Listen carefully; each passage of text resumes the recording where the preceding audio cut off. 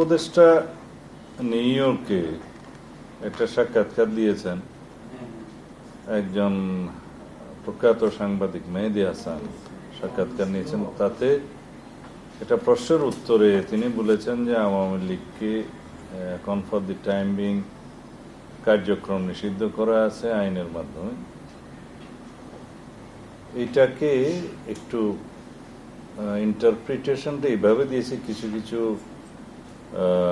গণমাধ্যম যে for the time being হলে হয়তো তাদের নিষেধাজ্ঞা উঠে যাবে কিনা। তিনি তার প্রশ্ন উত্তরেও বলেছেন যে এটা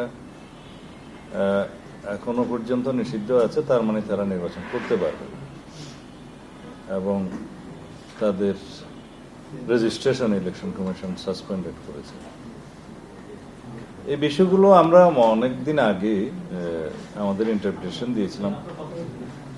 মানে প্রধান উপদেষ্টার এই সাক্ষাৎকারের পরে ওনার প্রেস সচিব এবং পরবর্তীতে আইন উপদেষ্টা একটা ব্যাখ্যা দিয়েছেন যে আওয়ামী লীগের বিরুদ্ধে আরোপিত যে নিষেধাজ্ঞা রাজনৈতিক কার্যক্রমের সেটা প্রত্যাহারের সম্ভাবনা নেই। এখানে আইনি ব্যাখ্যাটা এরকম, আওয়ামী লীগের রাজনৈতিক কার্যক্রম উপরে নিষেধাজ্ঞা বা আওয়ামী লীগের কার্যক্রমকে নিষিদ্ধ ঘোষণা করা হয়েছে সন্ত্রাস বিরোধী আইনের মাধ্যমে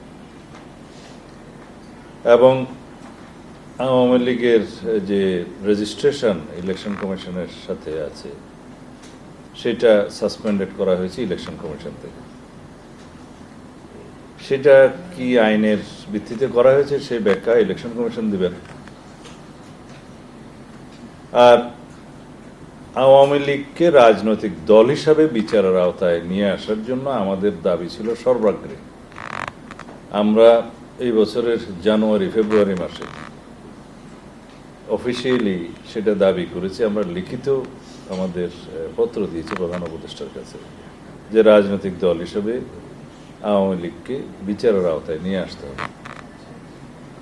বিচারের মাধ্যমে সাব্যস্ত হবে আওয়ামী লীগ এদেশে রাজনীতি করতে পারবে কিনা, নির্বাচন করতে পারবে কিনা।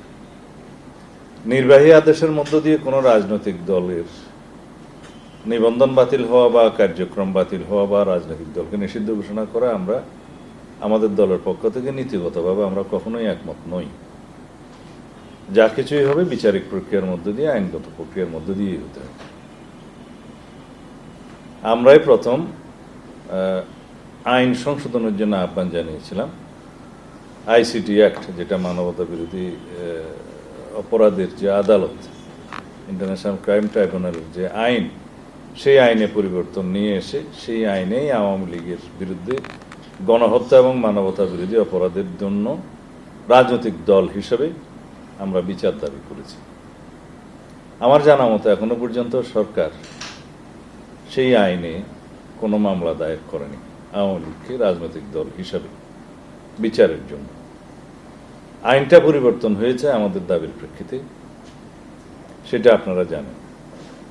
সেই আইনে রাজনৈতিক দল হিসাবে, সংগঠন হিসাবে বিচারের জন্য গণহত্যা, মানবতা বিরোধী অপরাধ, যুদ্ধ অপরাধ ইত্যাদি অপরাধে বিচারের জন্য বিধান করা হয়েছে, শাস্তির বিধান করা হয়েছে, রাজনৈতিক দল হিসাবে নিষিদ্ধ করার বিধান করা হয়েছে এবং জরিমানার বিধান করা হয়েছে। রাজনৈতিক দলের সম্পত্তি বা অন্যান্য যা কিছুই থাকবে সবকিছু ফরফিট করার ব্যবস্থা সেই আইনে লেখা আছে। কিন্তু সেই আইনের অধীনে এবং এই আইনটা সংবিধানের ৪৭ অনুচ্ছেদ অনুসারেই সমর্থিত আইন, সেই আইনের বিধান অনুসারে সরকার ইচ্ছা করলে এখনই আওয়ামী লীগের বিরুদ্ধে মামলা দায়ের করতে পারেন। সেটার জন্য প্রসিকিউশন টিমকে ইনস্ট্রাকশন দিলে ইতিমধ্যে অনেক সাক্ষ্য, প্রমাণ, ভিডিও, অডিও এবং প্রিন্ট, ইলেকট্রনিক মিডিয়া অনেক সাক্ষ্য আছে, অনেক বাস্তব উইটনেসও আছে। সরকার এখনো পর্যন্ত সেটা করে নাই, আশা করি করবে। এখন মাননীয় প্রধান উপদেষ্টার প্রশ্নে সেই ব্যাখ্যাটা থাকলে ভালো হতো যে বিচারিক প্রক্রিয়ার মধ্য দিয়ে আওয়ামী লীগের রাজনৈতিক ভবিষ্যৎ নির্ধারিত হবে। নির্বাচন কমিশন তার রেজিস্ট্রেশন বাতিল করেছে বা সাসপেন্ডেড করেছে এবং সরকার সন্ত্রাস বিরোধী আইনের মাধ্যমে আওয়ামী লীগের রাজনৈতিক কার্যক্রম নিষিদ্ধ ঘোষণা করেছে সঙ্গত কারণেই। কারণ আওয়ামী লীগের যে তৎপরতা গণ অভ্যুত্থান পরবর্তীতে আমরা দেখেছি, তাতে আওয়ামী লীগের মধ্যে কোনো রকমের অনুশোচনা আসেনি, জাতির কাছে তারা ক্ষমা প্রার্থনা করেনি, উল্টো গণ অভ্যুত্থানকারীকে তারা অপরাধী হিসেবে চিহ্নিত করছে এবং বাংলাদেশে অস্থিরতা সৃষ্টির জন্য, সাম্প্রদায়িক সম্প্রীতি বিনষ্টের জন্য এবং বাংলাদেশে বিভিন্ন রকমের সন্ত্রাসবাদী কার্যক্রম পরিচালনার জন্য তাদের পতিত স্বৈরাচারের নেত্রী শেখ হাসিনা দিল্লিতে বসে বিভিন্ন রকমের ষড়যন্ত্রে লিপ্ত আছে। সেটার অডিও আছে, ভিডিও আছে এবং তাদের বিভিন্ন অঙ্গ সংগঠন, নিষিদ্ধ ঘোষিত ছাত্রলীগ সহ অন্যান্য সংগঠনের মাধ্যমে তারা বাংলাদেশের বিভিন্ন জেলা এবং মহানগরে, ঢাকায় তারা ঝটিকা মিছিল করার চেষ্টা করছে। তো রাজনৈতিক কার্যক্রম যেহেতু নিষিদ্ধ, সুতরাং এটা বেআইনি। আজকেও শুনলাম বাইতুল মোকাররমের উত্তর পাশের গেট সংলগ্ন বোধহয় কিছু লোক ছাত্রলীগ, আওয়ামী লীগ নামধারী ঝটিকা মিছিল দেওয়ার একটা খবর জানতে পেরেছি এবং এখন দেখা যাচ্ছে প্রতি মাসেই কয়েকবার করে তারা এই উদ্যোগটা নেয়।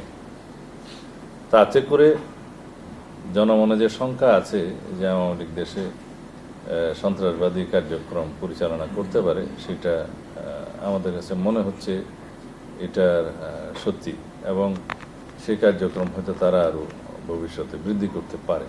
সুতরাং সরকারকে, আইনশৃঙ্খলা বাহিনীকে আরও বেশি কঠোর হতে হবে এই জাতীয় তৎপরতা বন্ধ করার জন্য।